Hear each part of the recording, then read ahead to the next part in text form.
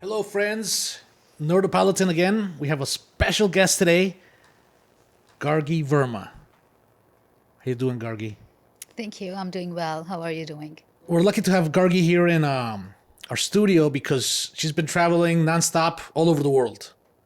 Tell us why you're traveling so much. Well, I was born as a singer, and I found myself in a musical environment, and this music was something that people needed no matter what. And my dad is also into that same stream, so he was also traveling since forever. So just from a very young age, he started training me, and I remember I was like 4 years old.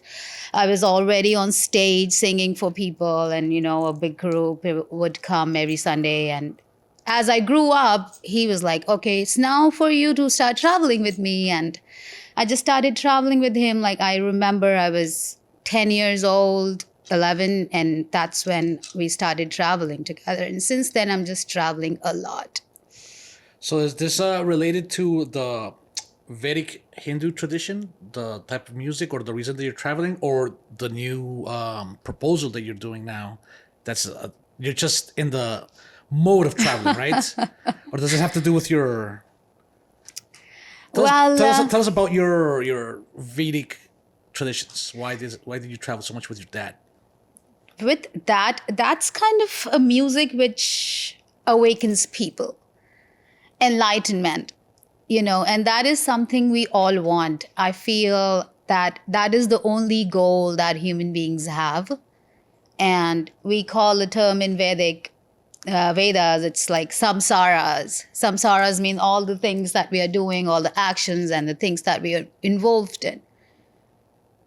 So we are all involved in those things, but we all want kind of out of it. We all want out of it. And Vedic music is something which helps us getting out of it. Like it kind of cuts our karmas. So Vedic music, it's my family tradition. It's the lineage. I was born in that. And that was the first thing that I started traveling for. So I also understand that there's like a healing factor with the music. How and why do you believe that there's like a healing factor with the music that you do and that you learned? That music is really powerful. It's unbelievably healing people.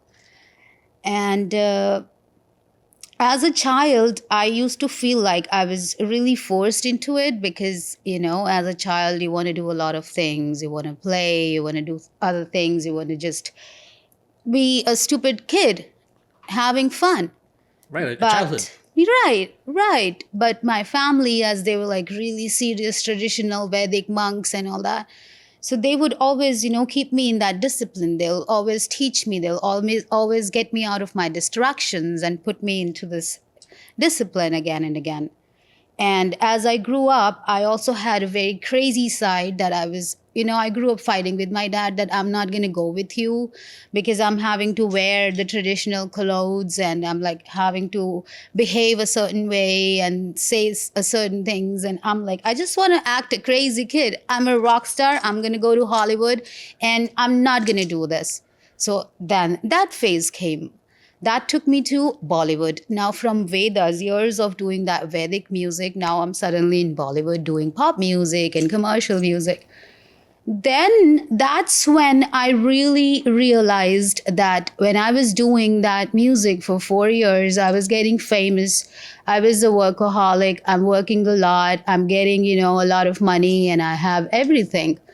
But I missed the depth in my soul. It wasn't like I have gone to a show and I'm coming back home, I'm feeling tired and done. But on the other hand, when I do my Vedic music, I'm coming back home enlightened, totally healed and, awakened. So that feeling that I was missing took me on a crazy journey. I left from Mumbai. I packed my little bag just with a computer and microphone and, a few things like that. At that time, I remember I had like a 3-room house full of stuff and a car, scooter, laptop, and just out of my last show, I didn't feel good. I came back home tired. People are telling me to dress like this and dress like that. I'm like, my dad was doing the same thing, dress like this, dress like that. This pop industry is doing dress like this, dress like that. I'm like, I'm done. I don't want all this.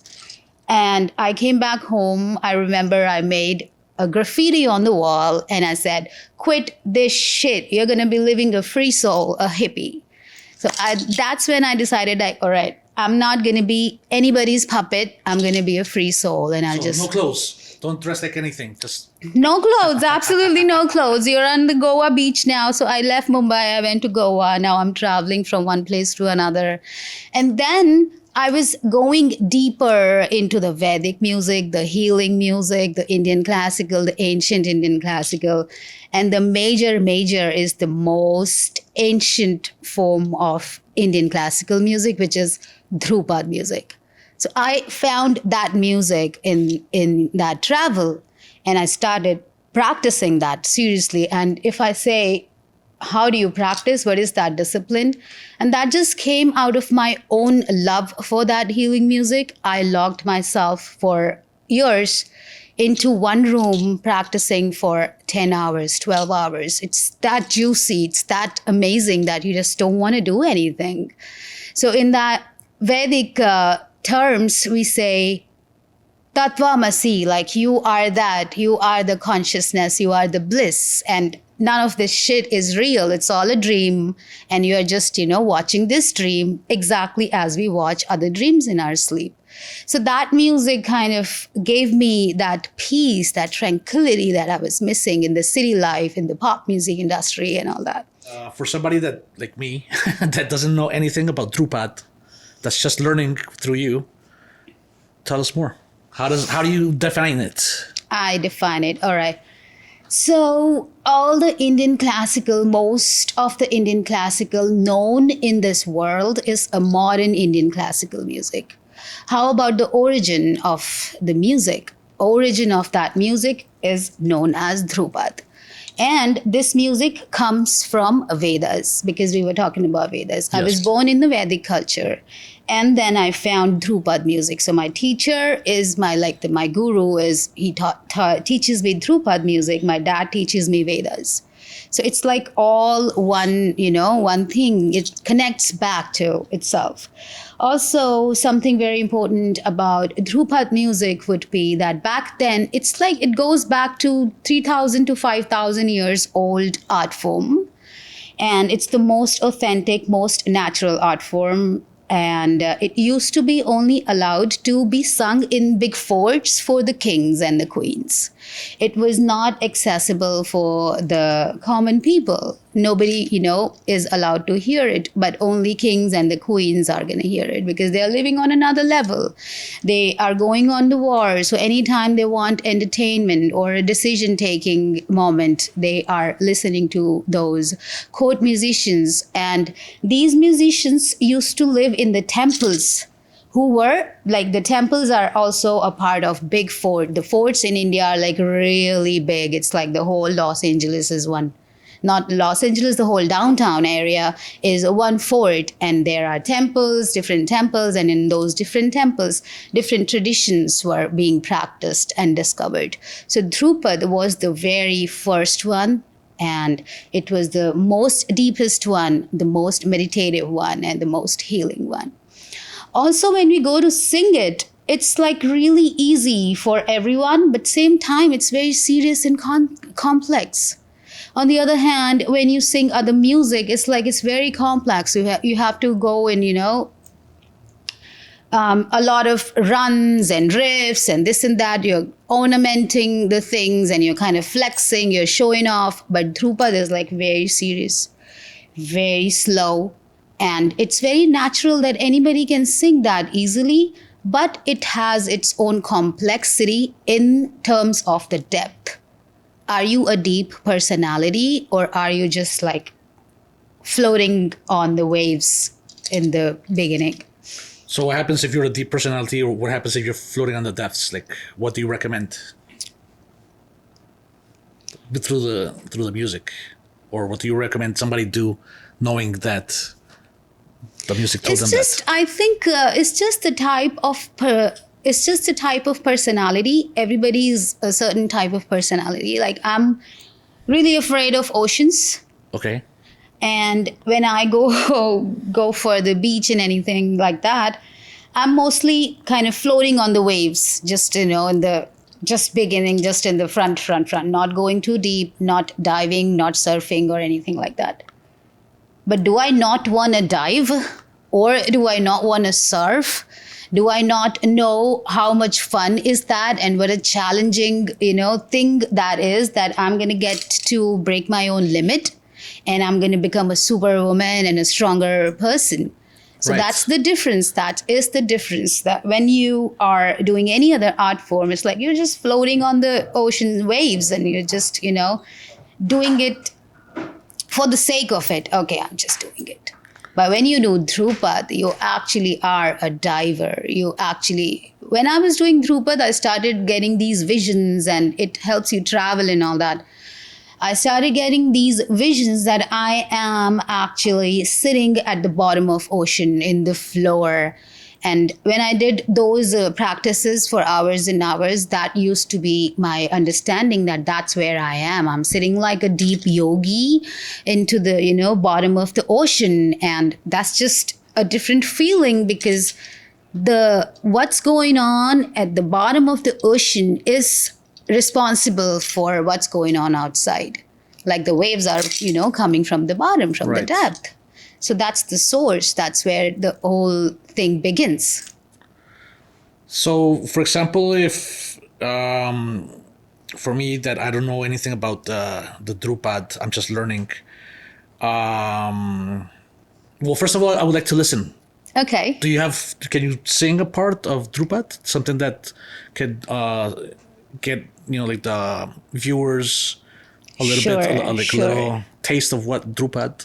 Can I get my phone for that question? Sure. Sure. Sure, Yes. sure. Yes. Just a pause and then yeah.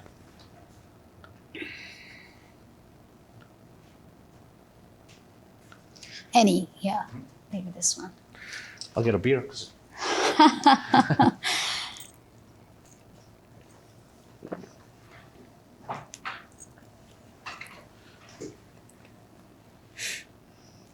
So when you perform Drupad, it's like a 2 hours, 1.5 to 2 hours performance, not less.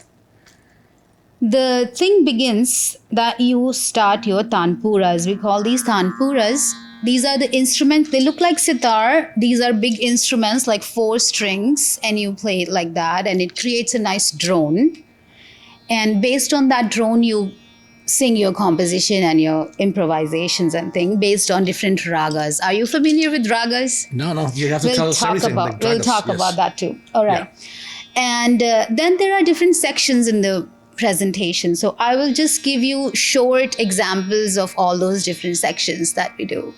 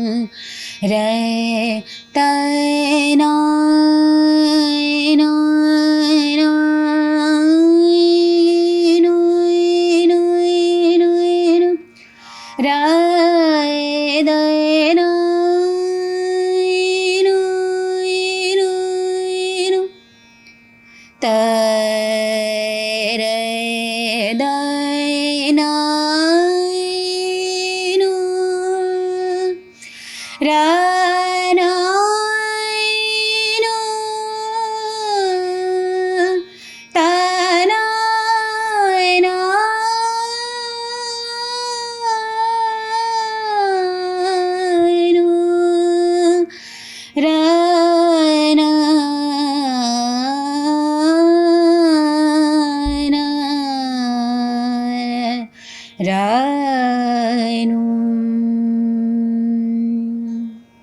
So this section is called alaps. Very beautiful. Thank you. Did you feel it something, I felt very like a peace. Exactly. We don't have peace in these moments. Too many distractions. Too much. And so that was like the alap section. That's how we begin the performance. And this goes at least 30 to 40 minutes because you want to take time on every note and present it and kind of, get the most out of it. After that, the second section comes. It's called Jor Jhala. Now, it's like creating waves. Also, when you sing Dhrupa, this is one sound that every other music is entertaining music. Right. This music enters your soul and then tames your ego. So it's like that. That's how, it's said that this is entering you. And it enters you and it touches all those places that maybe you're paining, maybe you're stressed, maybe you have trauma, maybe you have ancestral things going on, maybe you have extra karmic patterns and samsaric things that you're stuck into. This music that I myself has experienced, like it cuts all of that drama away from your life. You can still have fun and do whatever you want, but there is, less of the unnecessary drama that you do not want. Yeah. And all the other things. Well, I can see why the kings, 3,000 years ago, would use this to make decisions. It helps you relax your mind and focus on what's important. Right. And the next section is like we go fast. And it hits even more, Let's see that.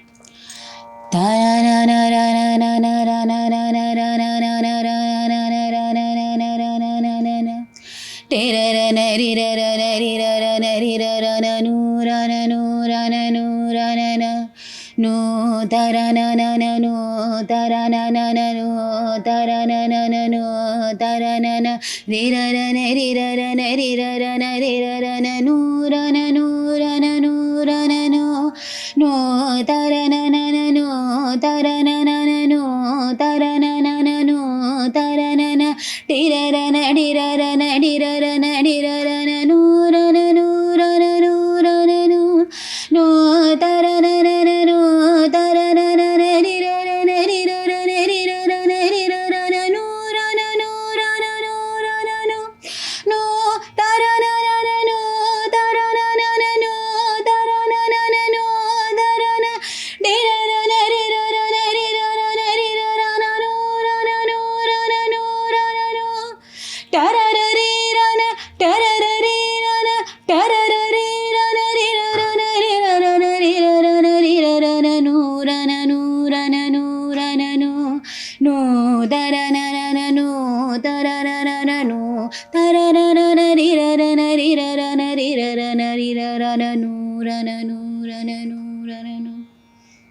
Next section is like very interesting.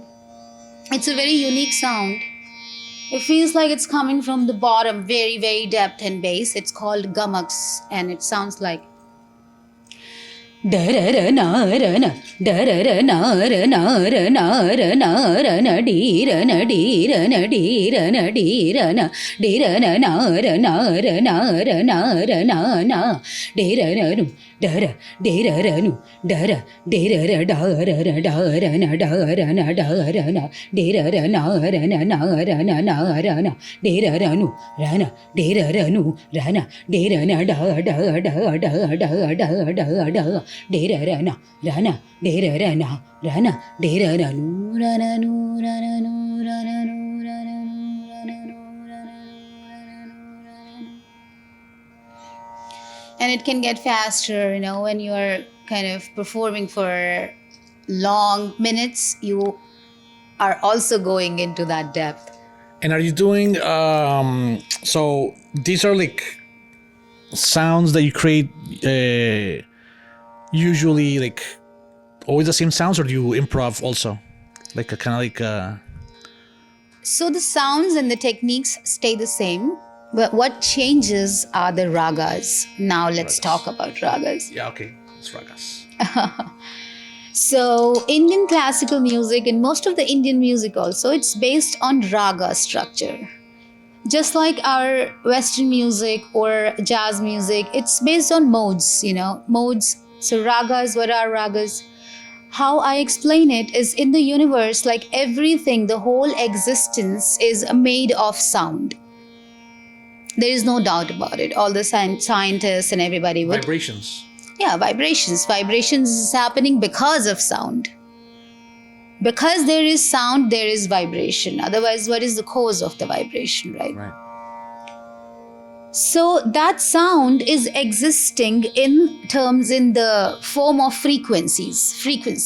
Right. So every human being, we have a certain frequency that we are tuned into. That's why we get imbalanced, because our frequency is getting detuned, or we are getting stressed. And when we tune our frequency, we come into that balance, into that grace of our being.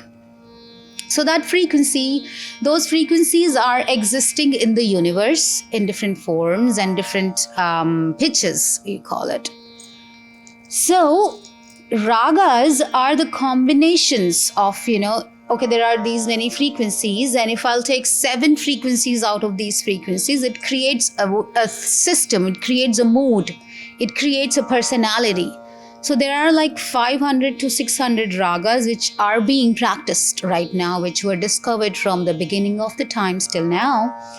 And these ragas are different personalities from the nature, different modes, different characters, and different I call it gift access. Like, for example, when we start this study, or I would call a path, this is a path that you decide for your soul, that I'm going to walk on this path because I love myself. That's what took me to it, because I was done with my dad's pressure, and then I was done with the pop music culture pressure, and now I just wanted to live my life and love myself. And that's why I got addicted to this music, because this music gave me that love and that, peace and happiness and bliss. And it heals you. It does heal you. It definitely is healing you. So I said, because there's also, I've read in some scientific journals that there's healing through vibrations. Some scientists even create some machines where people can lie on, and the vibrations, the sounds can like if they have a cancer, they break up the cancer. Is there something related to that with the drupas and the ragas? Can you find something like that to heal? Yes. What's related is sound. That we are healing with sound, because sound is what heals us. Right. Sound is what makes us alive. Sound is what makes us communicate with each other, right? Right. And what is the difference? The difference is, when you are learning Drupad, it's human sound. You'll see, you can hear all the sounds, but you will not understand. When the moment you'll hear a human sound, you'll feel more relatable. You'll understand that more. Right. So you're relating more. Plus, when you yourself are singing this, now you are going inside yourself. Because if I'm singing to you, my sound is going to reach you and touch you and then enter inside you, and you might have blocks from here and there.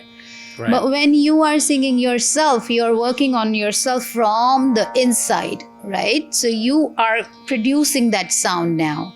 You are becoming the channel. You are becoming the vessel yourself. So that's giantly, massively purifying and healing again and transforming. Another thing that I always speak about That's probably why singers are very happy people. Some of them. Right. I feel like most of the singers that I've met are very happy. Right. It's coming from somewhere else. As I grew up and I became a mature artist, I felt that, okay, it's a responsibility. It's not me. This voice, I don't have this voice. I didn't make this voice. It's coming from somewhere else. And since it feels it's like a connection from somewhere that helps you channel and come. Yes, and through practicing that, you maintain your access there. You make your access quicker and quicker and quicker. Like, I have this access. You know how you have a girlfriend Right. And you want to stay in touch with her because you want to have the access. You want to hear her. Yeah. Same way, you want to have the access. So these things are coming from a different world. It's not from us. We just learn that how to, It's a resonance in your body's like a resonance, like a speaker maybe. Right. So for example, if you want to heal your body, would you recommend that we do like I just came up with an idea. I just got I don't know, like thinking of new inventions. So imagine like there's like what's it called, the raga? Ragas. Raga. So there's like a raga that might heal you for, I don't know, you have like a bad liver. We could come up with a karaoke song. Yes. And you can sing the raga. That will heal your liver. Yes. Does that exist? Yes. They beat me to it. 100%. There are ragas which are like specifically for, specific diseases and problems and all that. And the major thing that I say is, we are in Los Angeles. Come on, let's talk about it. Manifestation. Yes. Our minds are very powerful things that we are having. Yeah. So when we have a lot of noises in our minds, a lot of chaos in our minds, have you noticed that there is this voice always speaking in your head no matter what? Yes. Even if you are sleeping, you are like trying to chop your head because it's just consistently talking. There's always constant talking. Talking, constant. So what happens when you do these things, it starts silencing all that, replacing all that, what's existing up there. Right. And when you access that silence, you access the divinity. Now you're becoming a positive person. Right. Now you are not having all that access, extra stuff which is like bugging you day and night, 24/7. Now you're making different choices. Now you're moving differently. Now you're a different person. And because of your mind is now nourished but not stressed, you are attracting different things. You're experiencing life totally from a different plane. Right. So if you can help silence these voices that are in constant chaos, it'll help you manifest. Yes. In an easier way. Yes, very easier way. That's very interesting. Wow. So they beat me to it, the karaoke. I thought I was on a roll. Like maybe I could have done the karaoke, made sell it, put it on Spotify. I would have worked with you, obviously. We could still do it. Yes, 100%. That is a thing, actually. That's a thing. That's amazing. Yes. In hospitals, in a lot of hospitals, like hospitals who are like futuristic and who value these things and who understand, they actually hire musicians like, who are classically trained to go and sing to the patients and help them heal. That's amazing. Yes. Also like the Raga Bhairav, for example. Let's talk about Raga Bhairav. What is Bhairav? Bhairav is another name of Shiva. I don't know if you're familiar with that word. He's the god, no? God Shiva? God, avatar, yes, or a manifestation of a human that we can access. The meaning of that, what is the meaning of that? My dad told me different things. Like, well, we go there later. Let's talk about Shiva. Shiva means nothingness. Nothingness. So when you're practicing this raga, you're understanding and you're learning that how to reach with your mind to that nothingness. Now, when you have nothingness in your mind, you are not going to tell yourself that my liver is bad. Right. Only because you started, I have stomach, I have some pain. Right. Oh, I have some pain. I have some pain. Let me go to the doctor. I have some pain. I'm going to the doctor. I did the checkup. Oh, my liver is bad. Oh, my liver. You know how many times we repeat that kind of things to ourselves? You actually create the sickness by thinking it. We create it. In the Vedas also, that's the biggest teaching, that the whole thing that is going on right now here, we are creating it. We create this ourselves. And as we learn how to awaken from here, we start creating better things. Or, things which are more aligning with our purpose and our path. So, Raga Bhairav helps you silencing that, you becoming nothingness. And God is what? God is an awakened human being. a human being can become a god, and it is based on their mind. It's a state of mind. It's not a real man, Shiva, who's going to come right now, Right. right? But you can channelize Shiva only with your mental state. And what do you do to channelize Shiva? You understand, okay, what is Shiva? Power, destruction. Why would you do destruction? Because you do not want to get attached with shit. So you want to destroy. It's just happening all inside you. Nothingness, nothingness, nothing. Shiva, nothing, Shiva. So when you're doing this, it's like your mind is leaving all the attachments. Your mind is leaving all the understanding. You're letting things go. And your mind, actually, you'll feel that your mind will start, taking a different shape. Sometimes I work with a lot of people. I show them how you can do it yourself. And, so we talk about it, that they actually hear sounds, that their mind is like changing now. Their brain waves are bigger and it's like changing and all that. So similarly, also there is one more thing about Shiva. There is a Kashmiri Shaivism, which is like coming from Kashmir. There is a story. This person goes to the guru and says, please tell me, what is this? How I'm going to, reach my salvation? I'm so done. The guru tells him that go and travel go and find a headless body which is alive. And that's it. And this person goes, comes back in a year, and he says, like, I could not find that headless body which is alive. Would you please help me? I'm about to die. I'm really struggling. The guru is like playing with him at this time. He's like, no, you have to find it. So the person goes, looks all over the place, comes back again, goes again, comes back again. So it's like 10 years, 15 years, he's doing that. And then finally he's like totally surrendered. And I'm like, I'm on your feet, please. Tell me.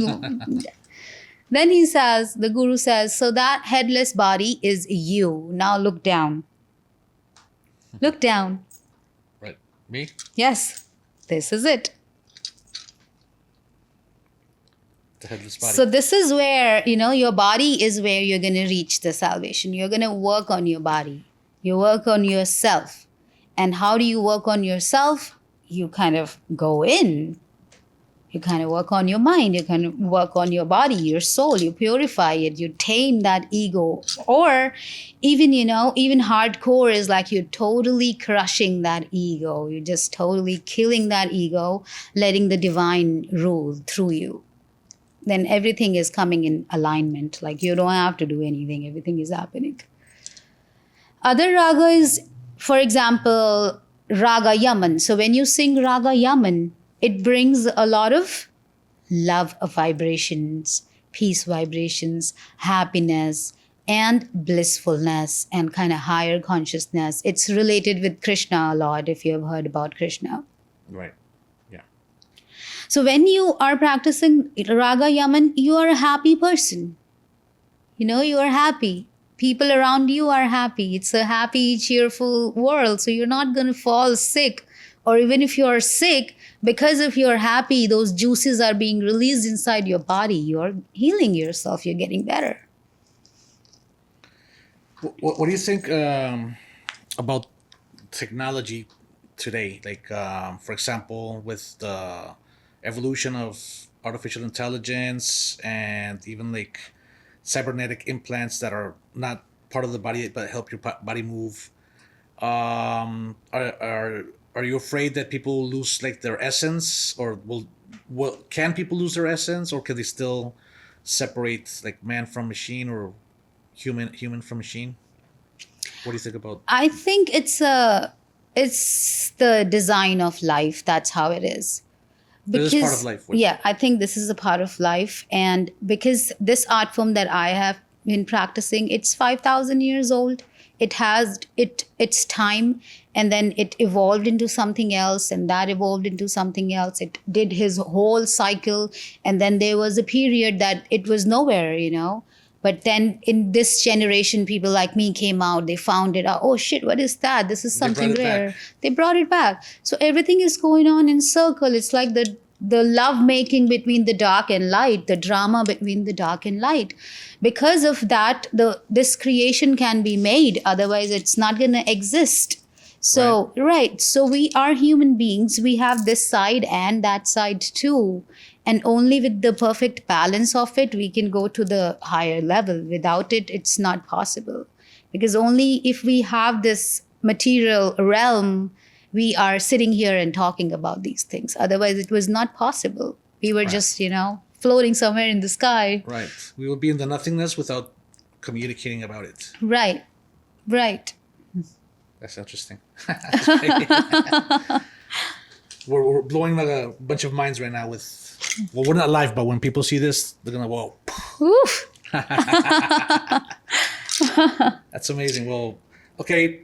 And we haven't even talked about your music, like this is your music, but also like your band, Forbidden Lovers. Forbidden Lovers. So tell us about how Forbidden Lovers started.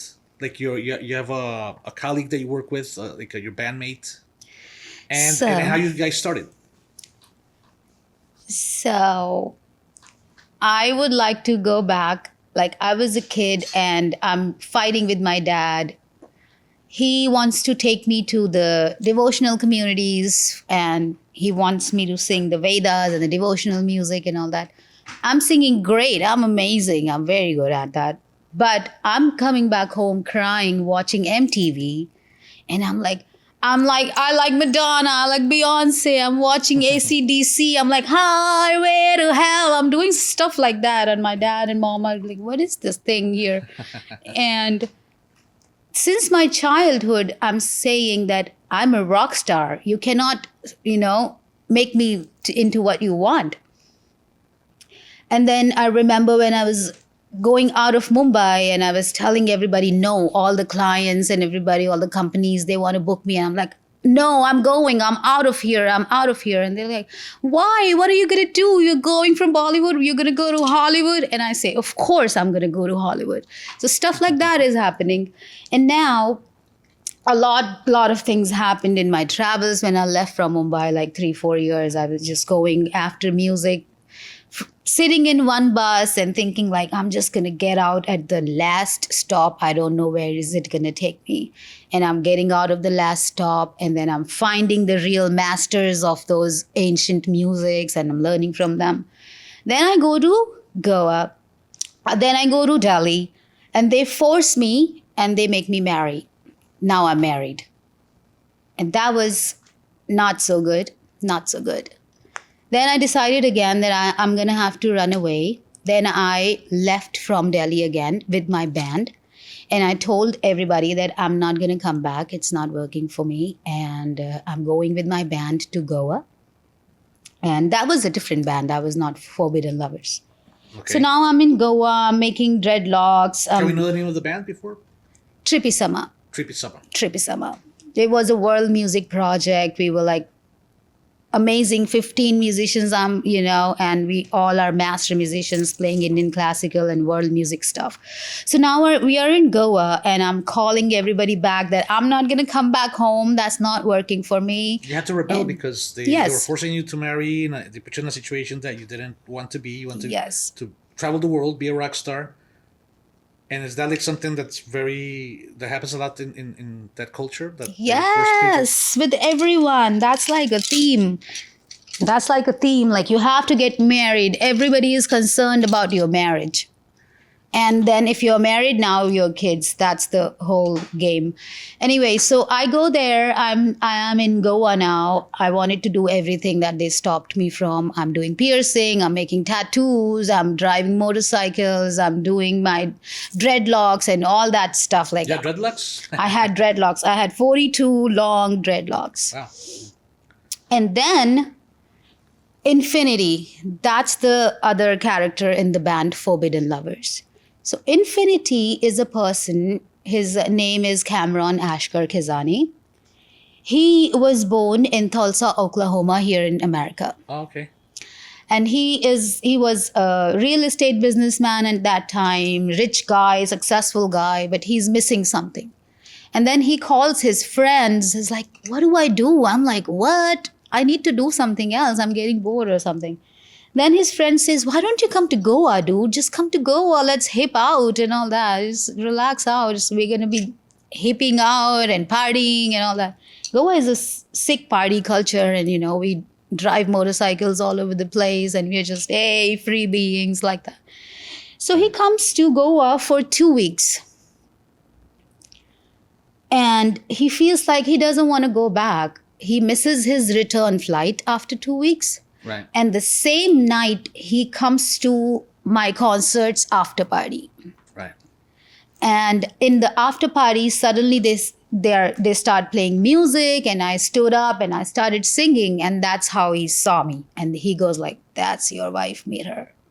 And then he starts approaching me, and, I'm like throwing little tantrums in the beginning. And then I also fall in love with him. And that creates the whole drama in our lives. His 2 weeks vacation becomes a 5-year-long thing in India. Now he's in India for 5 years with me. We made this band. That's where this band came. A very important factor at that time was Sufism, if you have heard about it. Sufism? Sufi culture is another deep culture, ancient culture, which comes from places like Pakistan, Afghanistan, and Persia, a lot of Iran. You see how Iran is also, getting taken away now. So, right. Yeah, so these are the ancient cultures, valuable cultures. I was very much influenced with the biggest writer from that culture. His name is Rumi. And I'm like, I need to do this, talk about this Rumi with somebody. There was a big Irani group in Goa at that time. And I hear a voice. I was asking somebody else, like, can you please tell me some Rumi stuff? I'm like really influenced with this. I'm studying this music from Pakistan and this all Sufi music. What is Sufi music? It's the music of love and God. Whereas all the pop stuff is like you're talking about a girl, hey, I'm in love with you, you look so dope tonight, you are drunk and you're having a short dress. So that's the idea of love, right? Right. But in Sufism, the idea of love it's the marriage between your soul and the supreme soul, God. So that oneness again. That love, that whole, mysticism, the whole ecstasy that you feel is for your oneness with the source, with the universe, with the God. So that's the, basic idea of Sufism. And Rumi has written amazing stuff about love in that sense. So I'm asking this person, hey, please, can you tell me some stuff about Rumi? And Infinity from my back says, he's not going to tell you shit. I'm going to tell you things about Rumi. And he comes and I have this notebook in my hand. He takes a notebook and he starts writing stuff on it and poems. And I'm like, shit, my heart just slips away. And we're like, we got to live together. And we move together. Now we are working on our band. I'm singing ancient folk stuff. And he is that electronic vibe, the Western vibe. He is bringing spoken words, hip hop stuff and all that. So that, becomes like a bridge between American Western culture and Eastern Indian culture and all that. It becomes a bridge. So when I sing my complex melodies and things, he comes in with his electronic beats and he kind of speaking and channelizing hip-hopping on those conscious rapping. Is this kind of like you're saying something he's answering in Western culture, like the lyrics? Kind of, yes. Kind of, yes. And how has the public received you? Like, is it more like for? I'm saying like, is this like something you could dance, like at dance clubs? It's a dance thing. Because that's what I feel when I listen to it. Like I could feel like. Yes. like Forbidden Lovers is whole dance thing. It's like you can't stop, right from the hit to the whole 1 hour, 2 hour, 3 hours, 5 hours. It was received amazingly. In India, as we had just made this band, within 2 years of it, we had been on a tour in India. And I remember right when we finished that tour, it was lockdown, Corona. So, wow. yeah. And, that was like we did different things. We were more recording and stuff. And then we came to Hollywood. Here, what happens when people listen to me singing, they get like, they throw their attention. Oh shit, what is that? What is that? Because it feels like something unique, but you feel it deep in your soul. You are touched by it. Right. You do not understand, but you are touched by it. And also it's putting you in a trance. It's kind of transcendental. And when the beats are coming, it makes you want to move. And when Infinity comes and hits with the rap, everybody goes like, yes, because now they can understand what I'm speaking, right, what the whole thing is about. And it brings that cool, fun element too.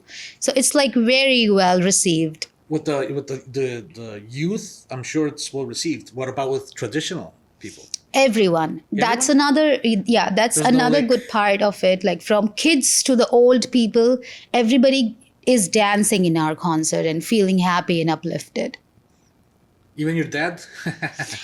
You know the story with my dad, because I just vanished from Delhi. Right. With my band. That's why I'm sorry to put that in. Is it okay? You want to talk about that? 'Cause I do want to talk about that because Okay. I think that's going to change my country's perception about artists and girls and all that, Okay. living a free life.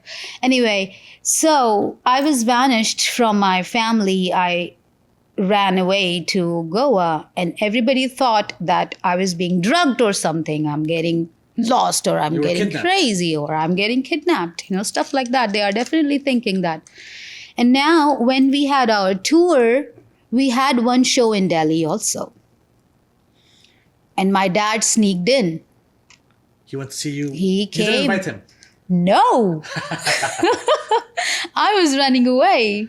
Right. And my dad sneaked in. He came to that show. I was scared, but as we started the concert, he starts dancing. He starts dancing.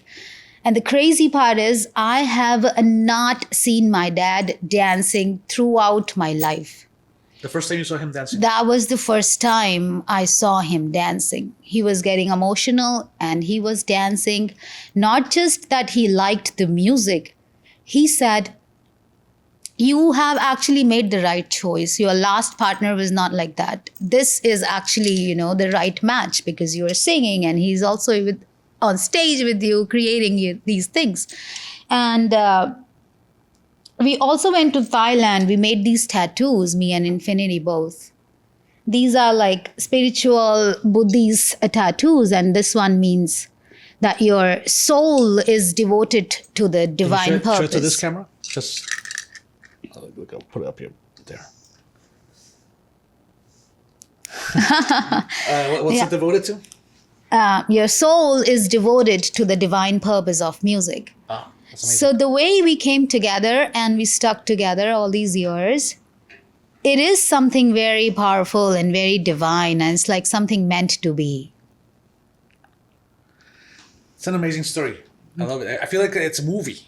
Right, it is a You movie. should make that into a movie. Right, I agree with that. And do you speak with your father frequently now? Now, yes. He became happy. He loved Infinity instantly. He also told me that this man is something else. You have to love him forever. That's awesome. That's amazing. That's awesome. And after a few years, so I also had to do my divorce. Right. That's a good. Is that like a legal divorce, or is that like a ritual for divorce? It's like more of a legal thing, But the challenge was it was lockdown. Oh, okay. So everything. And the courts and everything, they just closed on us. They are Right. like, we're gonna take 3 years. You just sit over there and just keep coming back and forth from Goa to Delhi, from Delhi to Goa. Right. And then I was like, we are not gonna come. This is Corona. We do not want to die in the plane or something like that. Right. So what we did, we changed our lawyer. Right. And before Did you find a COVID-proof lawyer? COVID-proof lawyer. So how it is in India, like in Delhi, I went to that court place. It's like a big warehouse. A lot of lawyers are sitting. And I walked in. I'm just checking out everybody. Who's going to be my lawyer? Who's going to be my lawyer? And then I see this old, very powerful lady is sitting outside her office. And she's like the boss of the whole place. Right. I'm like, she's going to be my lawyer. She has the boss energy. She has the boss energy. Everybody's walking and like touching her feet and like giving pranams. And, I'm like, yeah, baby, you found your lawyer. I'm so happy. I gave her a fat check. And then, but because I don't know why, she was not doing anything during the lockdown, but it's going to be closed. We cannot do anything. And the 3 years is going to take 3 years. And, not picking my calls. And I'm like, wow, that's such a bummer. Now we decided that we were going to change the lawyer. Right. We changed the lawyer, and now it was a young, aspiring person who wanted to do some shit, Right. Because when you have your name already set up, you're not worried about doing much. Right. But this girl, she wanted to do stuff. So what we did was we negotiated with the court, and we made them agree to do that divorce online. Right. So my case happened to be the first case ever in Indian history that happened online. You got it here. Made history. Forbidden Lovers made history. Yes, 100%. That's amazing. 100%. Another funny thing was, I don't know why I like talking about this, but I love talking about this. Everybody in my family was, you're not allowed to tell this to anybody because they're feeling embarrassed. Their daughter is getting divorced and all that. Nobody knows what she's doing. Nerdopolitan. And then you're not going to talk to your cousins. You're not going to talk to your neighbors. You're not going to abandon everybody, throw your phone. No, there's just no way that no anybody can find that out. Next thing you know, I'm on news. This is on news. Of course. You're going to get the news because you're the first couple to get a divorce online in the history of India. Yes, and not only that. Guinness Book of Records now. Right. Everybody has to state that case every time they're going to do an online divorce. Right. And yeah, it made history. It changed people's, minds and ideas. And after that, I saw that even in my family, they started allowing love marriages more. Before that, there was nobody who did something like that. Did you create a trend with more girls? Are there more girls like you? There is nobody like me. But that they're doing the same thing or inspired by you? Inspired, yes. Yeah, inspired, everybody's their own person and you're very unique. You have an amazing story. Right. But I think you might have inspired more than one girl. Yes, I think so. I think so too. Yes, 100%. Has anybody reached out? Or not yet? Yes, I do receive a lot of messages from a lot of people that they love my stuff, they're really inspired and all that. And yeah, so that's a part of my life since my childhood. And I can say that this was one of the most, why I did these things, because I loved inspiring people. Right. That was, one of the major reason why I was doing what I was doing. Like, I want to inspire people. Man, people are stuck in their shit, I loved to free them up, I loved to change somebody's life, give them a little inspiration and tell a little secret about something so they just fly. I love to see people free, happy, and doing what they're supposed to be doing and not pressurizing and telling, oh, do this. Mm-mm. So what do you recommend people that they want to pursue their creativity? But of course, it's not easy. It's not easy. So what do you recommend, steps or like a discipline? What do you recommend some people do? I could recommend what I did. Yeah, from your perspective. Right. I would tell them to start practicing Drupad. Drupad? Yes, because it's going to clean extra things out. Most of the time that I also experience, most of the times, if I couldn't do something, the reason behind that was my own doubt on myself. my own negativity or stress or, pressure, these things that we feel. But when we sit with our own practice, or I'm saying Drupad because this is actually a very important practice that everybody can do and kind of benefit from that. But everybody can find their own practice. So we have to understand that human life that we are living on this level, it's happening in duality, right? There is a material sides of things and then there is a spiritual sides of things. In order to achieve these material things, we need a big spiritual bank. When we have that, it's like, Mario game, you're going, but when your energy is done, you need another bonus, or you jump on that wall and that mushroom is coming to you and you need another mushroom or a you little need star. another mushroom. So you need that spiritual bank. So I would say to everybody, start taking out special time for your little practice. Find that practice. What is that practice which gives you the most power in your spiritual, Right. spiritual realms. So when you come back, when you come out here, you're more powerful, you're more unstoppable, you are more creative. You can see things more clearly and, handle things more clearly. And this is something that helps me also in my life, that the more I do that, the more I do this better. What's next for Forbidden Lovers? Next for Forbidden Lovers, so as we are a world pop music band, EDM band, our speciality would be that we are multi-genre band. We can tap into so many communities. I trained myself to sing in different languages, and infinity comes in creating world music in a very unique style. So what we love to do is go to different places and get into their culture, get into their things, and kind of create something new, create something futuristic. Like a fusion with the Like culture that. that you're interacting with. Yes, like a world pop fusion. That's what I like to call it. World pop fusion. World pop That's fusion. like, did you coin that term? It's like I think it's a good term. I think so too. When the band was just in its beginning phase, then it was called Spiritual Dance Music's SDM. So that was also one of the new terms that we kind of, created. It was a new genre that we created also. So we called it spiritual dance music. Now I call it world pop music because as I saw when I looked back at our work, it was a lot of psytrance. It was a lot of Sufi folk. It was a lot of ancient Indian classical things. It was a lot of Sanskrit things, Hindi things, Punjabi things. And then when we were coming here, we started writing in English. Now I'm singing in English and, English was also always a major part of our thing. So now it has become really global and international.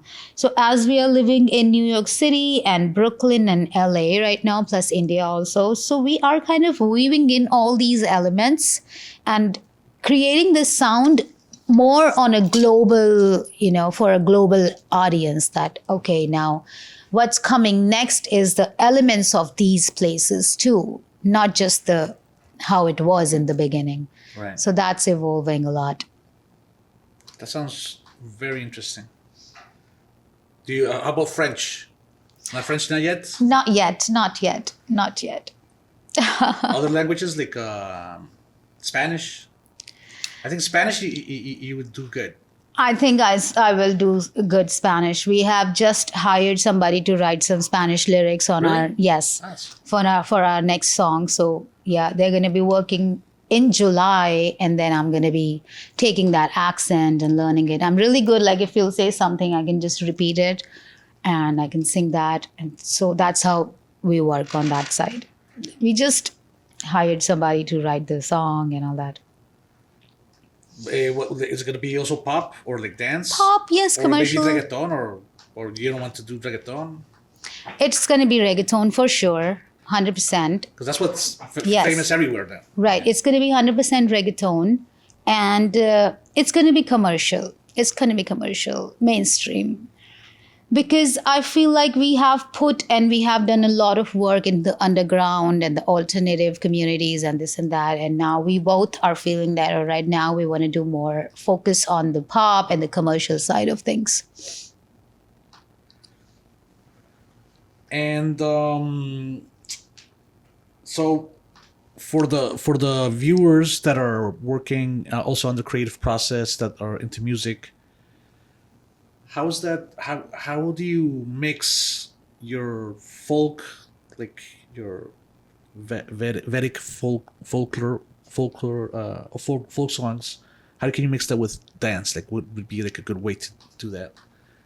You don't have to give out your secrets, but maybe like some hints. So Like how could you to mix? inspire some of the listeners. That's a good question. So how can you do that? First of all, you're not going to think that how you're going to do that. You're going to just trust. Music is a thing that is totally based on your trust and your senses. Right. It's not something that you're going to think and okay, what am I going to cook today? I'm going to cook some potatoes and some pasta. It's not like that. It's like there is I call it the spirit of music. You have to like totally let go of yourself and your mind, and you just totally are riding on your senses. When you're able to do that, then you just listen to the frequency and what's the frequency coming, what's the melodies coming. Sometimes you can have the rhythm first, and then you want to just go and start making some noises in the mic, and you'll know what's working and what's not. Sometimes you'll have the melody first, and then you just want to just trust your instincts. Just trust your instincts. It is coming to you because we all are connected with that magic, that music magic. It's like a natural gift to all of us. And I would just say that do not get stuck into the mind. Go past the mind and trust your senses. Trust the instinct. It's coming. You'll hear it, and you'll just drop it right there. Great. That's great advice. Thank you. So what about movies, film? You worked in Bollywood. Are you going back to Bollywood, or do you want to do Hollywood and Bollywood? What's up? What projects do you have in the future? Or are you writing something? Do you want to act in a musical? Yes, I definitely want to do, like, I am doing a lot of stuffs already, like fashion, and I create travel vlogs. So I love filming a lot, and I love creating talk shows. So I do that also. But there is a very deep love for me for acting. I did a lot of theater back there in India. I did a couple movies also in Bollywood, mostly for the film festivals because I was majorly a singer and a songwriter. But now I feel... Were you cast as a singer in the movies? Or? No, just a role, like an actor. And I did some TV shows, like hosting some TV shows, also some dance show and all that. Now I really feel that now I have enough grasps of the other things that I wanted to do. Now those things are stable and going well. And now is that time that I can, I want to make room for my acting career more. And I really love, what's his name? DiCaprio, right? Great Johnny actor. Depp. Yeah, great actors. The Caribbean, the Pirates of the Caribbean. Oh, yeah. So I have this character. If you'll notice, I have a lot of personalities that I have been exploring through music. Like one is this ancient Indian classical personality, and her name is Mama India. When I do those shows and that work, it's like she's a different person. She's Mama India. Okay. So you have different characters that you usually use. Different characters, yes. Mama India and Jack Sparrow. And before Mama India, I was known as Gargie Verma. And since I'm in LA, since I've come to LA, before I came to LA, I heard this name. Okay, I was just sitting and, oh, I'm going to America finally. How that happened? I'm just trying to believe in my story more and more. Right. And I'm asking questions from the universe. What's going to happen? What is this and that? And then this name comes, Halo Reminiscence. And then I became Halo Reminiscence. So That's a cool name, Halo Reminiscence. Halo Reminiscence. That sounds like sci-fi. So people in LA, they know me with this name. They call me Halo. If my friend from LA will call me, they'll call me Halo. So that's I a total. introduced you as Gargie Verma. So which one are you now? Gargie Verma and Halo Reminiscence, or all? I'm all of it. All of them. Awesome. I'm all of it. That's I'm all amazing. of it. Yeah, and the crazy part is there's more to this person. There is this character that I've been writing, and she's a pirate. Yeah. And I have all the dialogues written and all that. So she's a pirate, and she lives in the ship. Do not steal my idea, nobody.